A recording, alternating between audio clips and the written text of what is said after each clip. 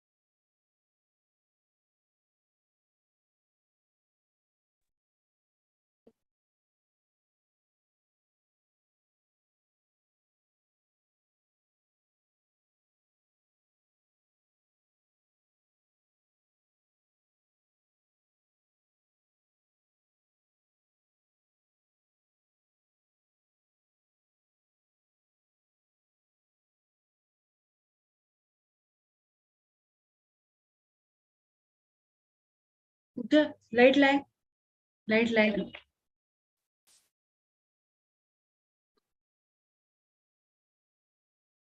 ही मोठी बंद कर.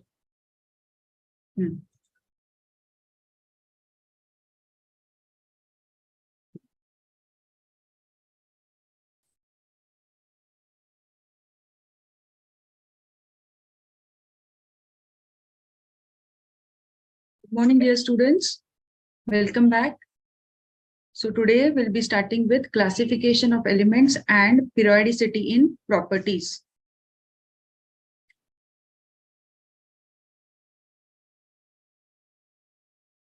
So let's recall and revise some of the important factors or some important history about the classification of elements. Okay, so you know why the word, what is the meaning of the word classification of elements, right? So elements, so there are n number of elements in the periodic table.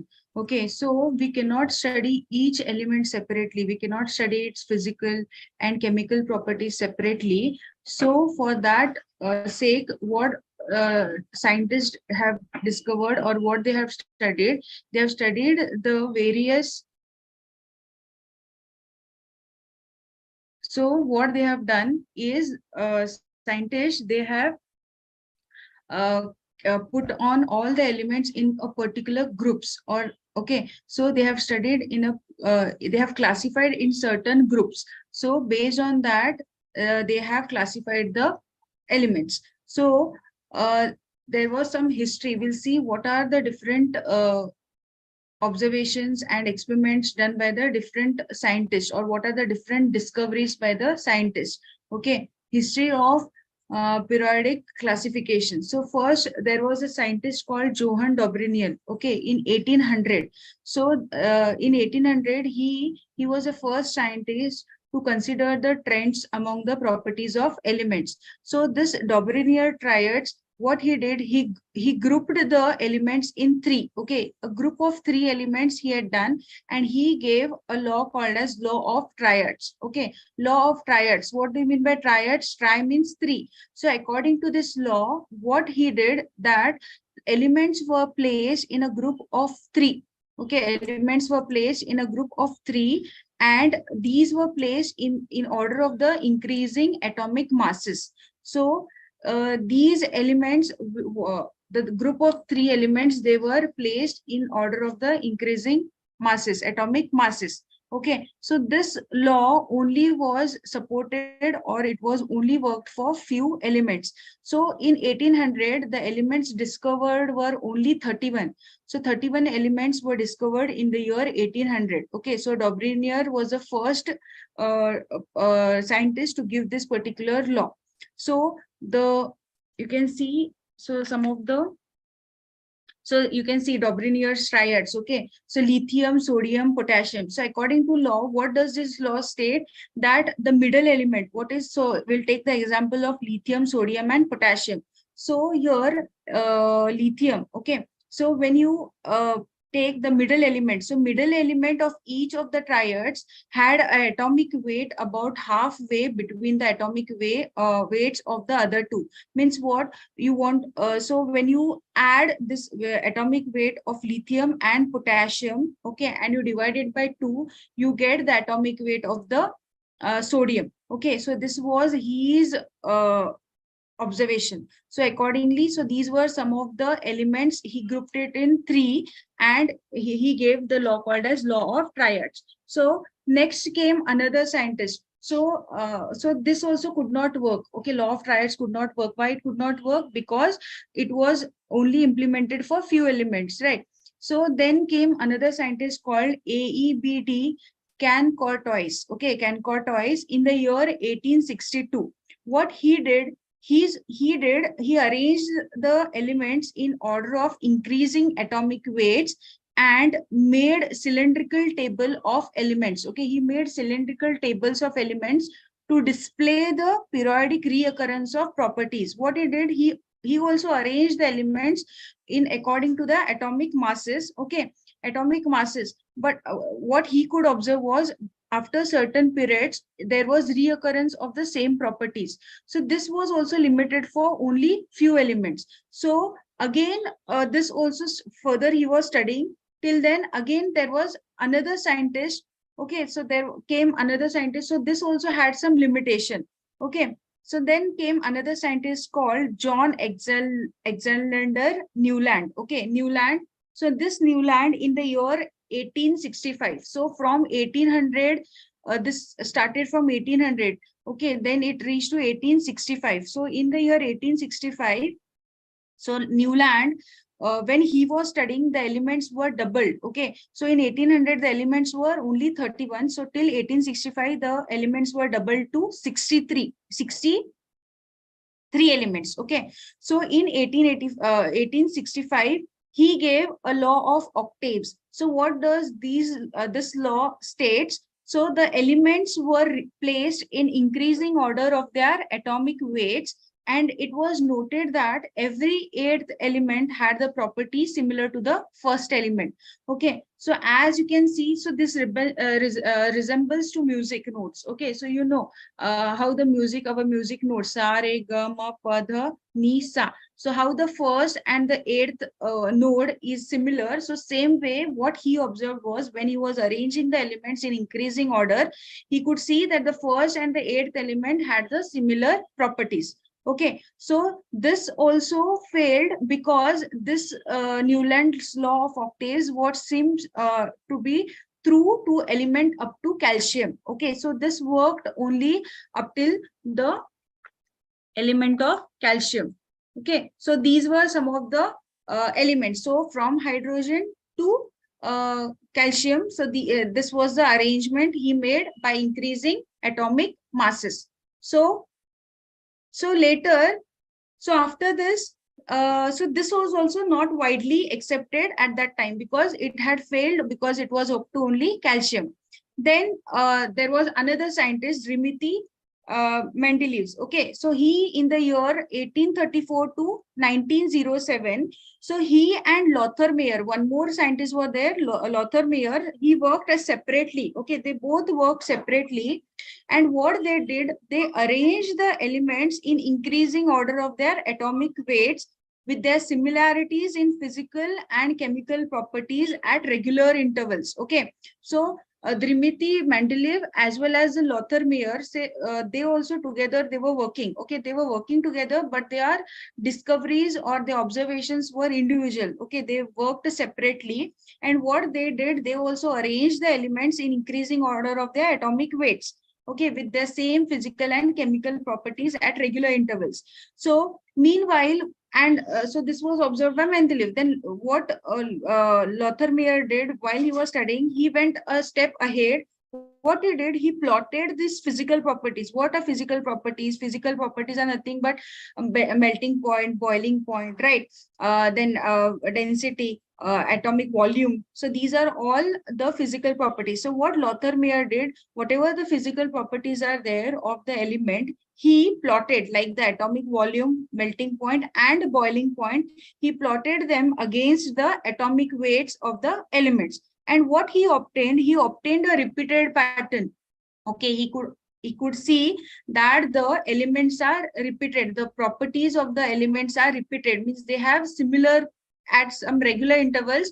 These elements are showing some same properties at regular intervals. Okay, so this was observed by Lothar Meyer. Meanwhile, what Mendeleev's work, whatever the Mendeleev work he was doing, so it got highlighted. Okay, Mendeleev's work got highlighted, and his law, okay, his laws of periodic law, it got published. So what was the periodic law? Mendeleev's periodic law is nothing but the properties of the elements are the periodic function of their atomic weights.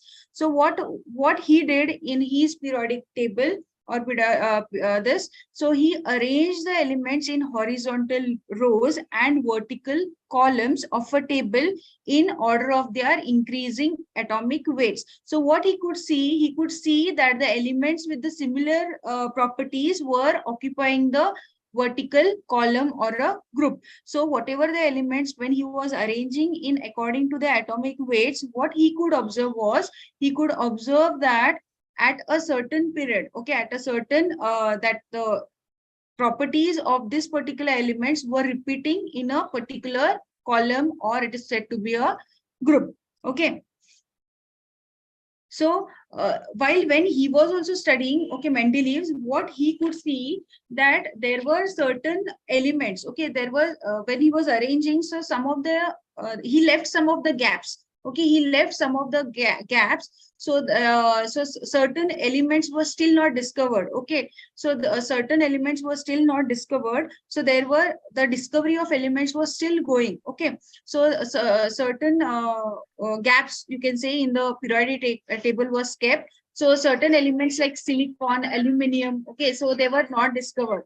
So when he was still studying, so this, whatever the Mendeleev's periodic law was there, it was just modified to said to be as a modern periodic law. Okay, what is modern periodic law? Modern periodic law is nothing but the physical and the chemical properties, right? So this modern periodic law is the law which we are following today. Okay, long form of periodic table is based upon this modern periodic law. So the physical and the chemical properties of the elements are periodic function of their atomic numbers. So atomic numbers. So important. What is modern periodic law? Modern periodic law is nothing but it is the physical and the chemical properties of the elements are periodic function of their atomic numbers.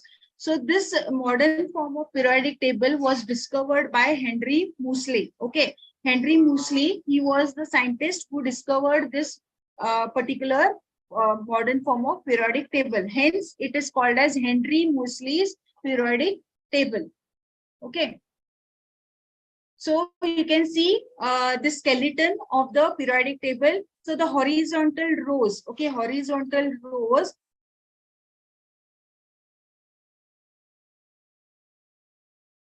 Just a second. Horizontal rows are called to be. So this horizontal rows are said to be what? Horizontal rows of the periodic table are said to be periods. Okay, these what you can see, these are periods. Okay, horizontal, and vertical means straight. Okay, so these vertical columns are said to be groups. Okay, these are said to be groups. So how is this periodic table classified? So this periodic table is divided into 4 groups.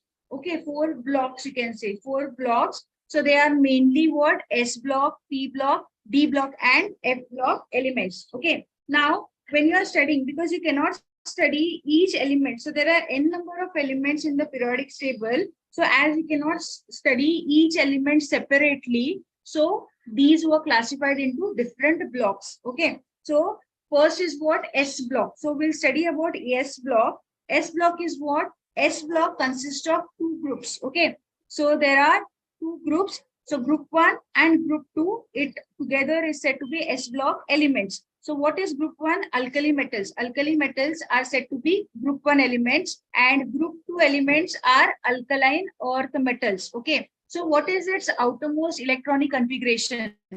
So when you have NS1, when you have 1 electron, so when you have 1 electron in the, so when you have 1 electron in the outermost electronic configuration, electronic shell, it is said to be NS1. That is for alkali metals, and for outermost electronic configuration for alkaline earth metal is NS2, because the last electron will enter into the S orbital, right? So 2 electrons will be entering the S orbital. So it is NS2. So NS1 is the outermost electronic configuration for group 1. NS2 is for group 2. Okay. So these elements are highly reactive. Okay. All these metals. So group 1 and group 2, these are metals which are having. Okay. These are metals which are having.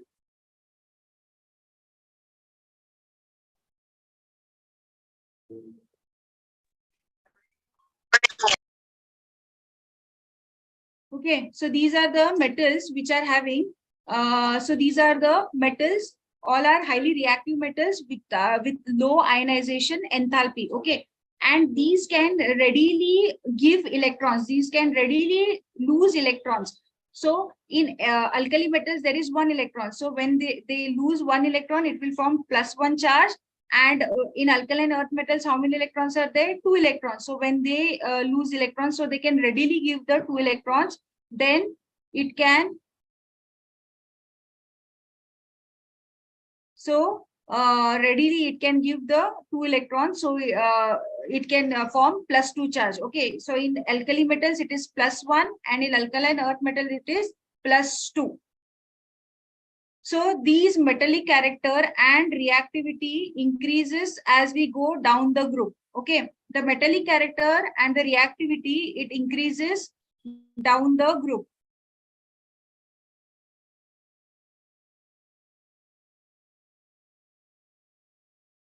And these are highly pure. Okay, these elements are highly pure. As they are highly reactive, they are never found in the pure state. So next we'll see is the p block elements.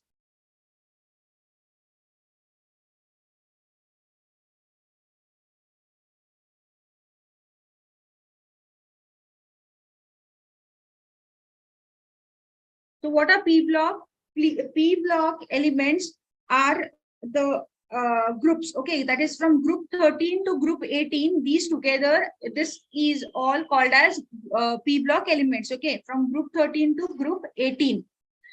Then S blocks. Okay, S block are which elements? Group 1 and group 2. So S block and P block together, they are called as representative elements. Okay, remember this. What are representative elements? S block with P block elements together are called as representative elements, or to be main group elements. Outermost electronic configuration of outermost electronic configuration of P block is NS2 NP1 to NS2 NP6. Okay, so at the end of this period, there is a noble gas with a closed valence shell of NS2 NP6 configuration. So noble gases are completely filled. So it is very difficult to remove the electrons from the noble gas because it is forming the stable arrangement, or it has a stable configuration. Okay, so whenever you are removing or addition is very difficult in this case. Okay, so this is about p block elements.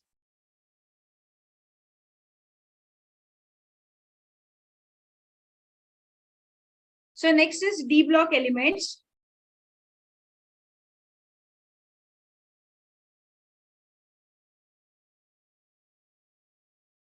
Okay, d block elements. So the elements which are entering the d orbitals, or d orbitals are completely filled, are said to be d block elements. So what is the general configuration? It is NS1 D 1 to 10, NS2 1 to 2. So this is the general electronic configuration. So what are the properties of d block elements? So these shows catalytic properties. What do you mean by catalytic properties? It enhances the reaction. It is used for enhancing the reaction.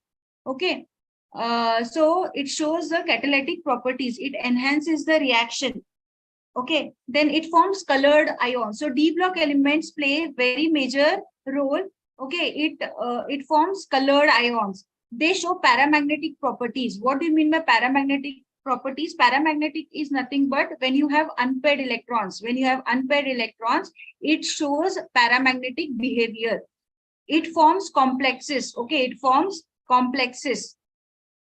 So these are often called as transition metals. Why they are said to be transition metals? Because they are in between the S block and P block elements. So these are called as transition metals.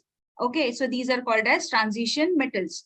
So we'll see the next one. Next is F block elements. So elements in which the f orbital is completely filled, or the last electron occupies the f orbital, is said to be F block elements. So what is the general electronic configuration?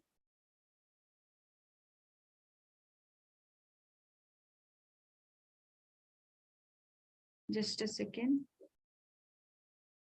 So there is a slide.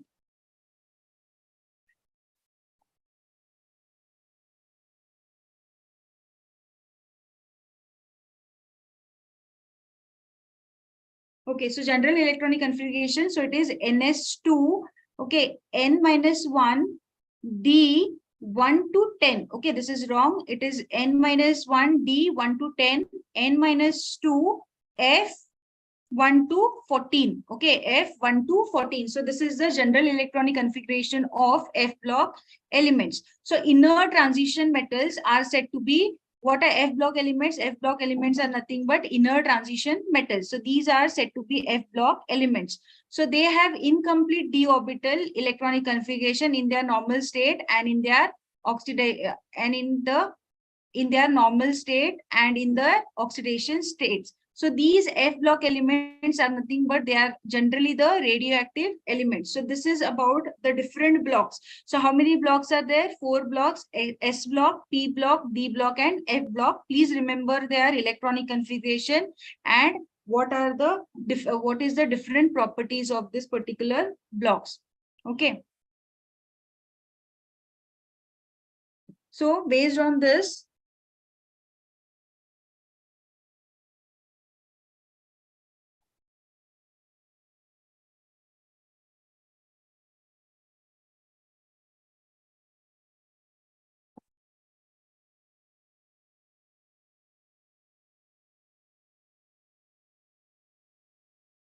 okay, so based on this, we'll solve some of the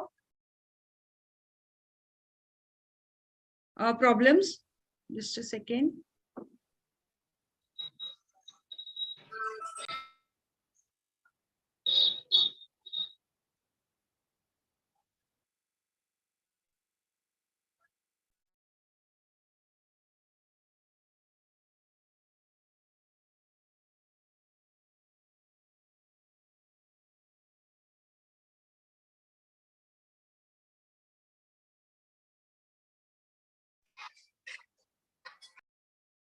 Okay, so you can see this is the periodic table.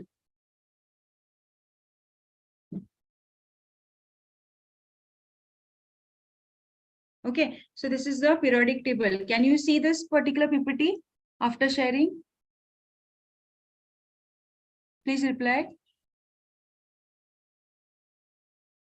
Yes, okay, thank you. So this is the periodic table of elements. So this was a periodic, so you can see how they have been classified into different groups. Okay, so this is S block. Okay, you can see this is S block with pink color. So these are S block. This is alkali metals. These are alkaline earth metals. Then which is the P block elements? P block elements are these from group 13, right? From group 13, 14, 15, 16, 17, 18. Okay, leaving this helium. So you can see here, these are all the group, P block elements. Then which are the D block elements? So D block elements is from group 3 to group 12. And you can see these are called as what? These are called as transition metals. Why these are called as transition metals? Because they are in between the metals and non-metals. Okay, so alkali and alkaline are metals and this P block are mostly non-metals. So it is between metals and non-metals. They are called as transition metals. So your whatever the blue color elements you can see from 57 to 71 and 89 to 103. These are nothing but these are your F block elements. So these are lanthanide series. These are actinide series. Okay, so these are called as inner transition elements. Okay, these are called as inner transition elements. And what is representative elements? Representative elements or main group elements? Yes, they are S block and P block elements together are said to be representative elements. So we'll solve some of the questions. So periodic classification of elements is used to. Okay, why it is used? It is used for, so these are the options. What are the, yes, why it is used? Periodic trends in physical properties of elements. Why it is used? To examine the periodic trends in physical properties of the elements. Second, periodic trends in chemical properties of the elements. Both A and B or none of the above. Yes, C, correct. So it is used to classify or it is used to examine both, okay, physical as well as the chemical properties of the elements. Yes. So next, so Cl, Br, and iodine. Okay, if this is the Dobrynier's triad and the atomic masses of Cl, okay, then atomic masses of Cl and iodine are 35.5 and 127 respectively, then the atomic mass of Br is. How do you find out? So what you have to do? Yes, how do you find out it? So what you have to do? Add the atomic masses of first and second. Okay, it is 35.5 plus 127 divided by 2. This gives you the answer for the atomic mass of Br according to the law of triads. Okay, so this is C. Okay, correct. So it comes to be 81.25. Then we'll see the next one. So if the two members of Dobrinier triad are phosphorus and antimony, then the third member of this triad is, okay. So what is it? So what is the atomic weight of phosphorus? Okay, what is the atomic weight of the phosphorus?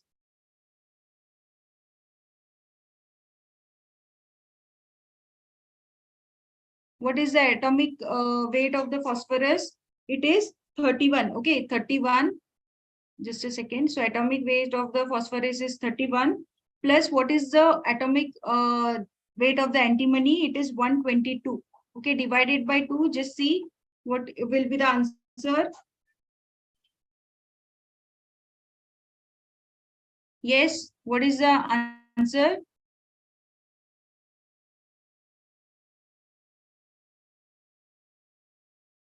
Yes.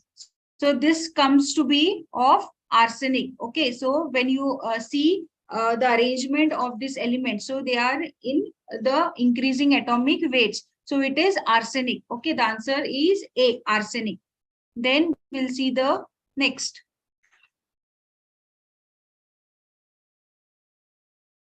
So the law of triads is applicable to a group of. Okay, so the which is the element? So you have to check for everything. Now sodium atomic mass is what? It is what? So atomic weight of sodium. So which are the different? Yes, correct. So it is 23, right? So rubidium, so it has to be, you have to add this and you have to get this. Okay, so for carbon, if you see for carbon, carbon is 12, oxygen is 16. So if you add this, this is 14. So it won't come. So this is also overrated. This is also 1. This is 14. So when you have to get 16. So no. So the correct answer is Cl, Br and iodine. Correct. Okay. So you have to solve. So you have to solve by using the law of triads. Next.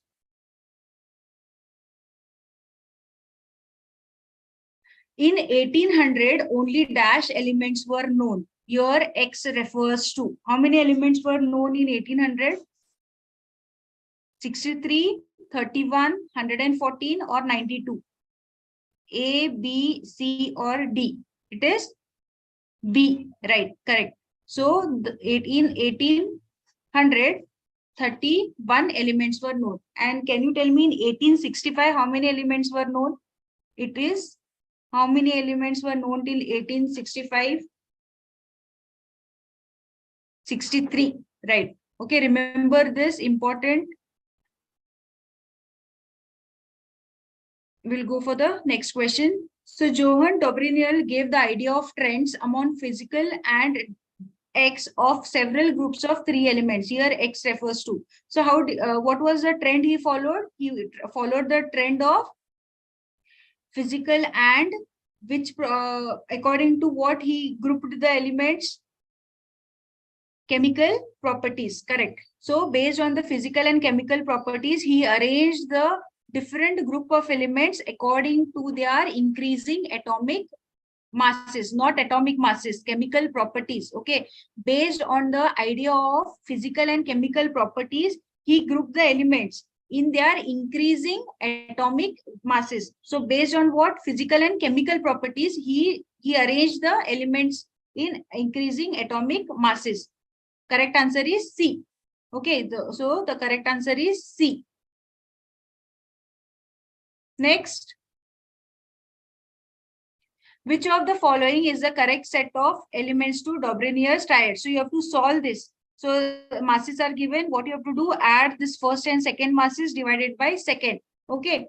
So divided by 2, this will give you the mass of the third element. So which is the answer?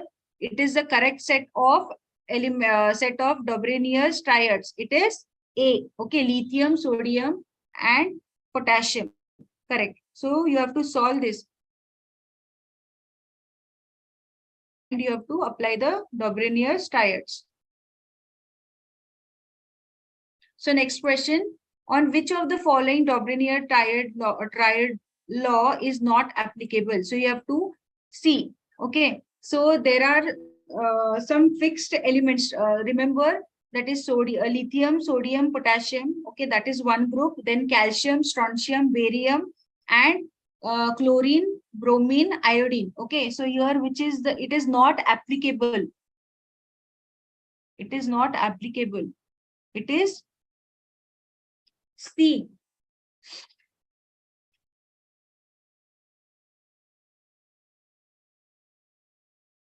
Just see, fluorine is 18. Bromine is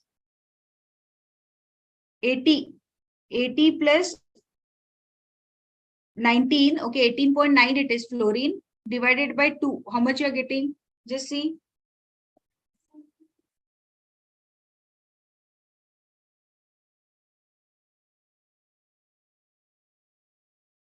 19 plus 80 divided by 2. Okay, we'll see this. Wait.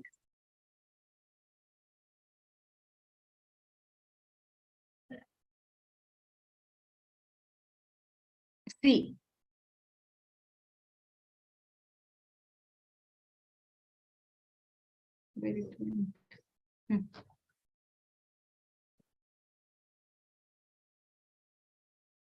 Yes. So it is applicable for calcium, strontium, barium. So this is correct. It is applicable. Then fluorine, chlorine, lithium, sodium, potassium is also applicable. Chlorine, bromine, and iodine. Okay. Cl is how much? Cl is how much? It is C answer. Okay, correct. So next we'll go for. So Newland could classify elements only up to. What is the answer? Newland could classify elements based on the law of octaves till calcium. C option, right? Correct. So the correct answer is C, till calcium. Then, according to Newland's theory, when elements are arranged in the order of increasing atomic weight, which number element had similar properties to the first element? A, third, B, seventh, C, eighth, D, sixth. It is C option. Okay, 8. Correct. So first and the 8th element had similar properties. So this is the correct answer. So next.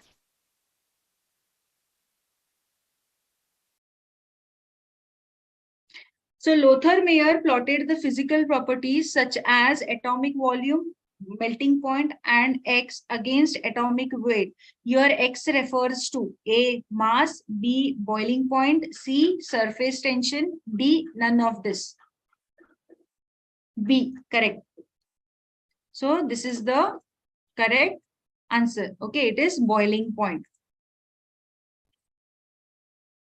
Next, the most significant contribution towards the development of periodic table was made by A, Mendeleev, B, Avogadro, 3, Dalton, D, Cavendish.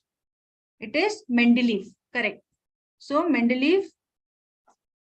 Then next, noble gases were included in Mendeleev's periodic table in first group, B, 7th group, C, 8th group, none of this. So we have not discussed this. So when Mendeleev was, when he had classified or he had arranged the elements according to the atomic weights, he could, the noble gases were placed in zeroth group. Okay, it was been placed in zeroth group. Okay, so here there is no option, so it is none of this. Okay, remember this. Next, Mendeleev classified elements in. How did he classify? Classified based on what? He classified it based on A, increasing order of atomic group, B, 8 periods and 8 groups, C, 7 periods and 9 groups, D, 8 periods and 7 groups. It is A. He classified based on the increasing order of its atomic group. Okay. Then next,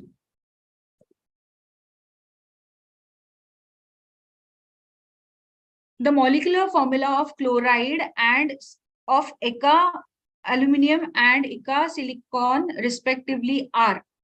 So GaCl3 and SiO4. We have to write the molecular formula of chlorides of aluminum and silicon. So clearly from the options, you can tell me what is aluminum is Al, chloride is Cl, right? With respect to aluminum, it is what? Eka means like aluminum. So before Mendeleev, when he was classifying the elements, according to the, yes, correct option is C. What do you mean by Eka? Okay, Eka is nothing but like aluminum. So when Mendeleev was classifying his elements, when he was arranging the elements according to the atomic weight, some of the elements were kept blank, right? So what he thought, that the element is like aluminum, like silicon. So that is Eka. Okay. So next, so the correct answer is Ika. Correct. Then next, who developed long form of the periodic table? A. Lothar Meyer, B. Niels Bohr, C. Mendeleev, D. Muesli. What is the correct answer? Who developed long form of periodic table? Long form of periodic table is nothing but your modern periodic table. It is D. It is D. Okay, long form of periodic table is nothing but your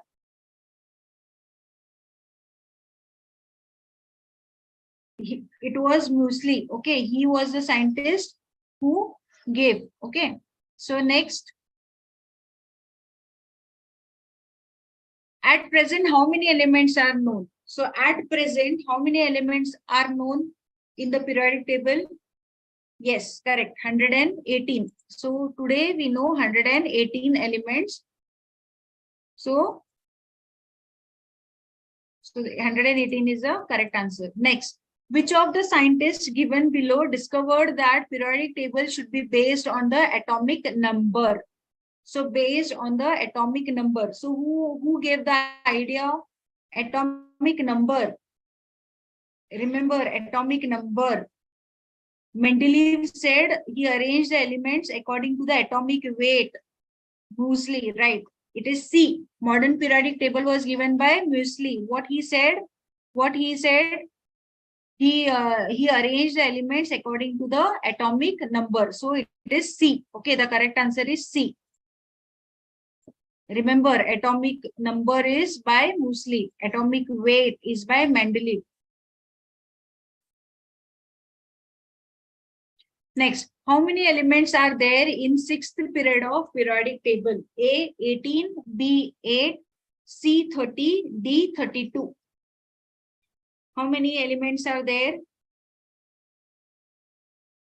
See, remember how many periods are there?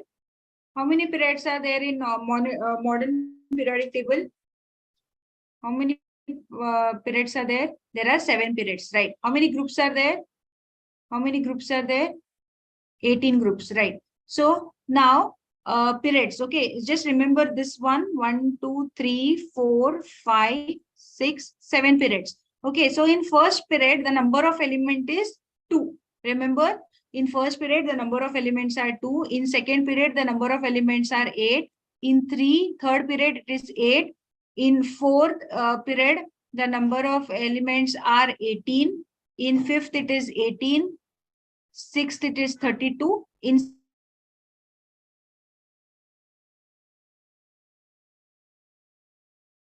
any of the two, tell like this. So based on this, you can tell me which is the how many periods are there? It is 32. Correct. Answer is 32. Okay. So we'll go for the Next question. Remember that. So modern periodic table is based on the atomic number of the elements. The experiment which proved the significance of the atomic number was. So atomic number, who gave this concept of atomic number? It was given by who? Mulliken's oil drop experiment. It is not with respect to periodic table. Yes, Moseley's work on X-ray spectra. Okay, so it is B option, correct. So we'll go for the next one. So the symbol and IUPAC name for the element with atomic number 120. So when the elements are more than 100, right? When the elements are more than 100, then it is the IUPAC system. You know how to name the IUPAC system. So there is one tabular, right? So what is it? What is the answer? For 120, just a second. So for 120, you have to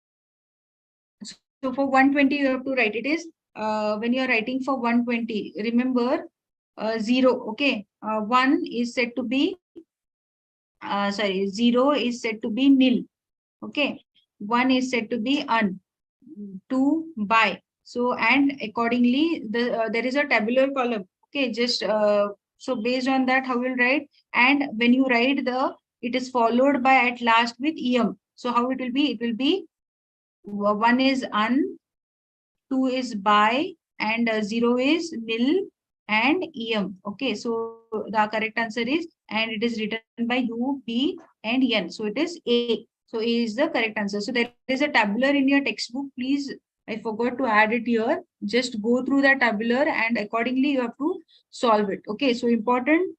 One of the question is asked from that particular tabular. Okay, so just you remember that.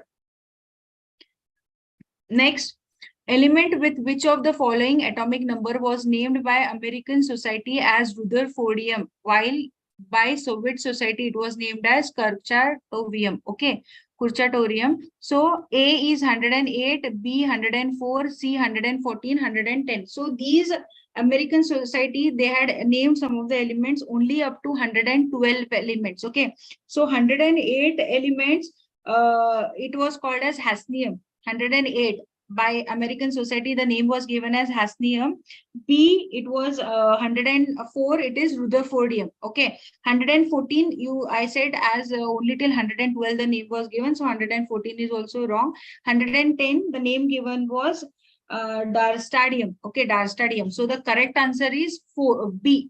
Rutherfordium was given name for 104. So this is also included in that tabular. Okay, just go to the tabular. So only till 112 American Society had given the names. Okay. So next question, what is the IUPAC name for the element with atomic number 114? So 1 is what? Un. Again un. Then 4 is nothing but quad. Okay, it is QUAD and it ends with IUM. So the correct answer is second. So it is un, nil, uncodium. Okay, C. Uncodium. Okay, it is answer is C.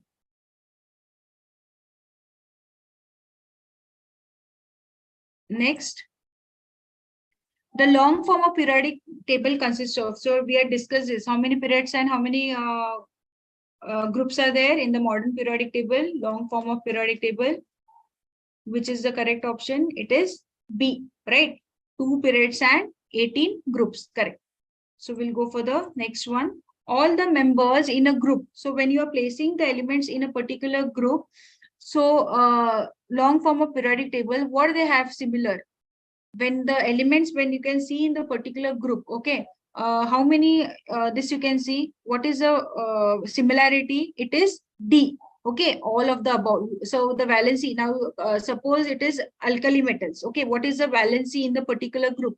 That is lithium, sodium, potassium, rubidium. Okay, when we are discussing that, what is a valence electron? 1 valence electron. Okay, the number of electrons added will be same. Number of valence electrons will be same. Chemical properties, they are all metals like that. Okay, so the correct option is D. So they have All of the above. So next we'll see next question. Elements of which of the groups forms anions? What do you mean by anions? What do you mean by anions? Elements of which of the group forms anions most readily? Anions means what? Which can easily give electrons. Okay, anions. Anions with negative charge. For example, fluorine. Okay, fluorine. It can easily give. It can easily take one electrons. Okay, anions are nothing but it can easily take electrons. Why? Because it is group 17 elements. Now halogens, for example, now halogen is the correct answer. Halogens, what is the, in which group it is? It is group 17. So group 18 is the most stable, right? To complete its octet, it requires one electron. So halogens are, they take the electrons, so they are said to be anions. Okay, halogens, they are always ready to accept one electron to complete its octet or to be more stable. Okay, so the correct answer is halogens. So halogens are the elements of halogens form anions readily. Okay, C option, correct option is C. Then elements having atomic number of 56 belongs to which of the following periodic table? Write the electronic configuration. You have to write the electronic configuration and you will come to know. Okay, so how you will write the, according to Abbas principle, right? 1s2, or which is the nearby this, it is xenon. Okay, it is xenon 54, and what? Xenon 52, 54 and 6s2. So the last elements will, electrons will occupy the s orbital, so it is D. So atomic number 50C, it belongs to s block element. So you have to write the electronic configuration. Okay, when you write the electronic configuration, you will get the answer. Next, in the modern periodic table, one of the following does not have appropriate position. Transition elements are placed in the center of S and P block. Inert gases are which inert gases? Inert gases are what? The last one. Okay, noble gases are nothing but they are called as inert gases. So they also have the places. C is inert transition elements. Which are inert transition elements? F block elements. Where they are placed? They do not have place, right? So they have placed below. So the correct answer is inert transition elements. C, halogens, they have placed no. Last group, beside group 18, group 17 are halogens. So the one of the following which do not have the position in the periodic table is inert transition elements, because as they are placed at the bottom. Okay. Which of the following is not a actinoid? Actinoids are which? So for first one, they are the lanthanides, then followed by actinide. So when you go to the elements, you can see terbium. The correct answer is this. So all others are this what actinoids? This is a lanthanoid. Okay. So just go to the periodic table and you will get to know the answer.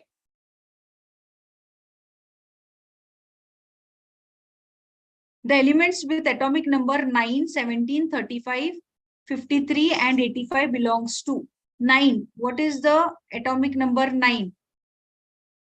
Which is the element 9? Atomic number 9.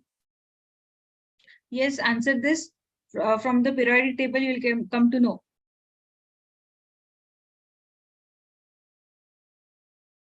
Atomic number is 9 is of what? Fluorine, right? So fluorine is what? It comes under which this fluorine? It comes under halogen. So the correct answer is C. Okay, we'll go for the next question. The elements which are characterized by the outer electronic configuration NS1 to NS2, NP6 are collectively called as. So S and P block elements are together called as what? I discussed this. S and P block elements are together called as representative elements or main group elements. Okay, so we'll go for the next one. F block elements are called as inner transition elements because why? Read the options and answer why they are called as F block elements, because the last electrons enter the which shell. If it is F block, it should enter the which orbital? It should enter the F orbital, correct. So it is C. Okay, the correct answer is C. The last electron enters into the F orbital of the penultimate shell. So this is the correct answer. Next. So now we'll see the classification of elements and periodic properties. So now, till now we had discussed about the various this classification of elements and the different groups. Now we'll see some of the properties. Okay, atomic radii. What do you mean by atomic radii? Atomic radii is nothing but it is the distance between the adjacent atoms, okay, of the same element. It is half the distance between the adjacent atoms of the same element. Okay, how does it vary? So across the period, right? Just a second.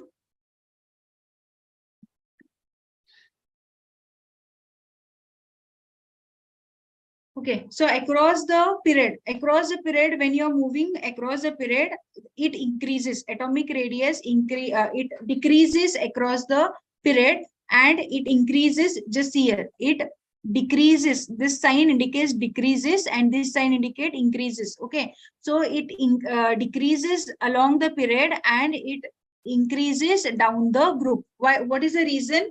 When as you go across the period, okay, when you go across the period, there is only addition of a electron in a particular period, okay, in the particular shell. So as outer electrons are in the same valence shell, what will happen? There is a concept called effective nuclear charge. Okay, what is effective nuclear charge? Effective nuclear charge is nothing but there is a attractive, so in the center protons are present, and at the as you go far away, there are electrons present at the outermost shell. So these protons, what it will do, it will tend to pull the outermost electron towards itself. So this is called as effective nuclear charge. Okay, so effective nuclear charge. So as you go across the period, what will happen? The electrons are added in the outermost shell. As a result, this what is that? Protons will tend to pull the outermost electron towards itself. So as a result, what will happen? The size of the elements as you go across the period, it goes on decreasing. And what happens down the group? It goes on increasing. Why? As you go down, what will happen? The n, as you go down, the principal quantum number increases. N will become 1, n is equals to 2, 3, 4, etc. So number of shells increases. So as you go down, number of shells increases, so atomic size also increases. So across the period it decreases, down the group it increases. When you're talking about ionic radii, what do you mean by ionic radii? Ionic radii is nothing but it talks about the ions. Okay, when you remove electrons, what it happens? When you remove electrons from a this element, what it undergoes, removal of electron is said to be what? From removal of electrons. When you are removing the electrons, it is said to be a cation, right? And when you are adding an electron, it is said to be a anion. So this result into ions. When you are removing an electron or you are adding an electron, it results into ions. Okay, so always cations is always smaller than its parent atom, while anion is always greater than its parent atom. So if any question is asked why cation is smaller than its parent atom or why anion is larger than its parent atom, what is the answer? It is electron-electron repulsion. It is due to electron-electron repulsion. Now, there is one more concept. It is said to be isoelectronic species. What do you mean by isoelectronic species? Isoelectronic species. Iso means same. Electronic electrons. Okay, so same number of electrons present are called as isoelectronic species.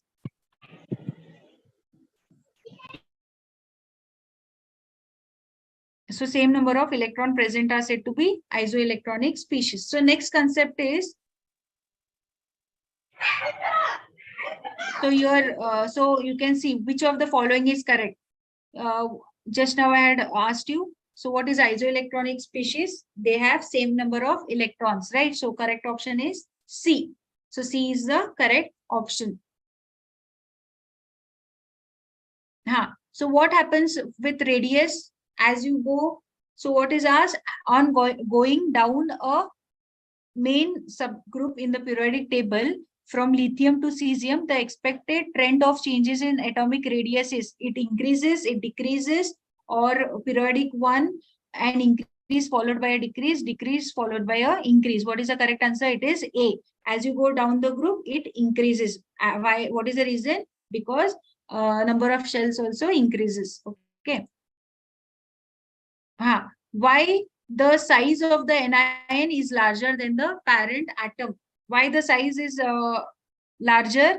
Because due to the increased repulsion among the electrons, and as a result, if there is a repulsion between this, there will be decrease in the effective nuclear charge. Means what? As you go away, what will happen? There will be increase in the electron repulsion, but as a result, this nucleus will have less tendency to attract the outermost electrons. So there will be decrease. So the answer is D.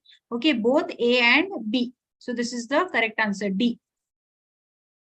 So next concept is ionization enthalpy. What do you mean by ionization enthalpy? Ionization enthalpy is nothing but it is the amount of energy required to remove the electron from the isolated gaseous atom. Okay, so this ionization enthalpy, it is the energy which is required to remove the electron from the isolated gaseous atom. So how it is represented? It is represented by IE. Okay, capital IE. So what is the amount of energy of ionization enthalpy is given in kilojoules per mole. Okay. So whenever you are removing when you are removing one electron from the isolated from the gaseous atom, what happens? The amount of energy required will be more. Okay. So that is given as IE1. When you remove one electron from the isolated gaseous atom, it is given as IE1. When you try to remove the second electron from this particular charged atom, okay, because it is getting now one charge. For example, now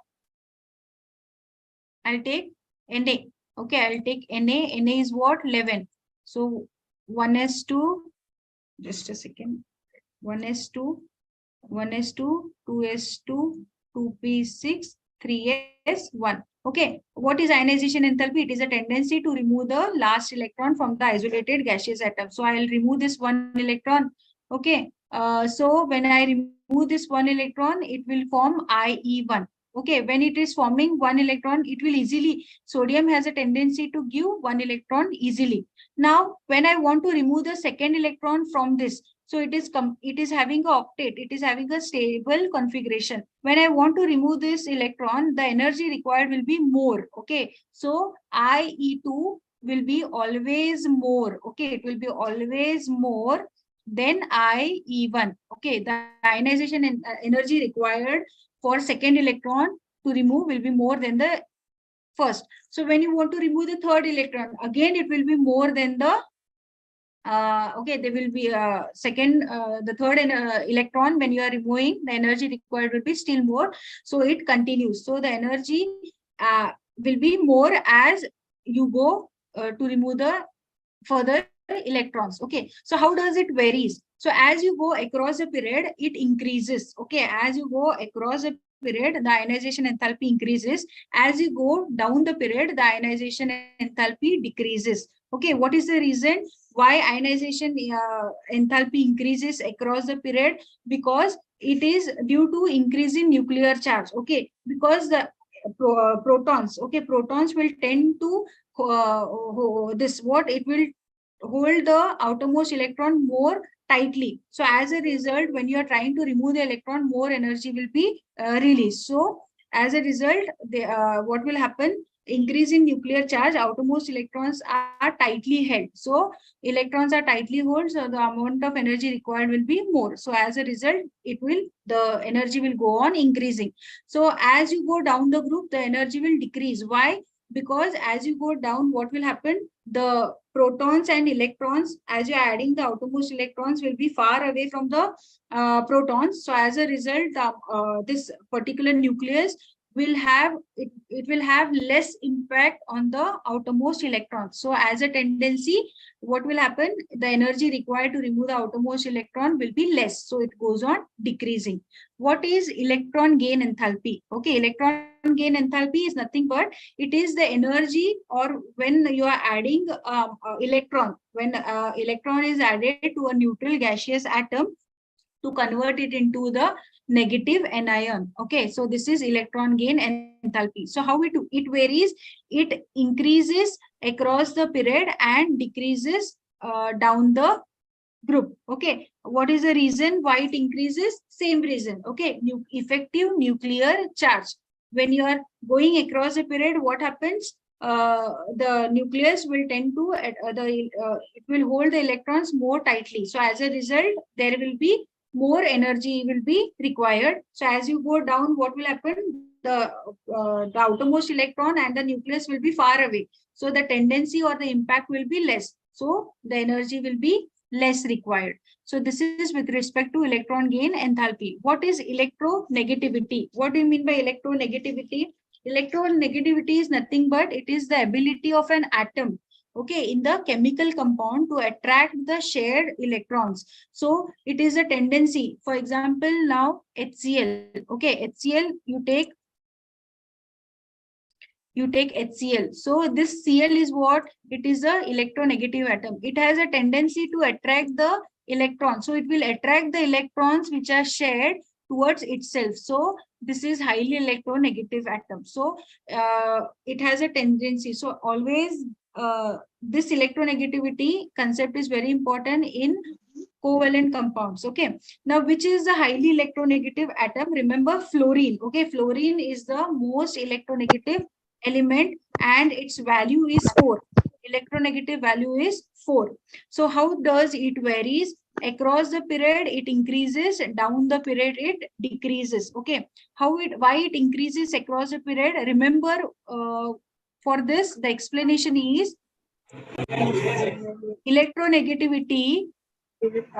Okay, electronegativity is inversely proportional to metallic character. Means what? As you go across the period, okay, there will be increase in the non-metallic properties. Okay, there will be increase in the non-metallic properties. As a result, there will be increase in the electronegativity. As you go down the group, what will happen? Metallic character will decrease. Okay, there will be decrease in metallic character. As a result, what will happen to electronegativity? That is also decreasing. Okay, so this is inversely proportional to each other. So we'll solve some of the problems. We'll see. Can we end, ma'am? It's 11:03. Yes, it is. Thank you. So just one question. The energy required to pull out the 2 electrons are E1 and E2. So I had said you. So the energy required when you want to remove first electron will be more or second electron. So second electrons. When you try to remove the second electron, E2 will be more. So here the correct answer is E1 is less than E2. Correct. Okay. Thank you. So we'll meet tomorrow. Okay. Thank you for answering. Thank you.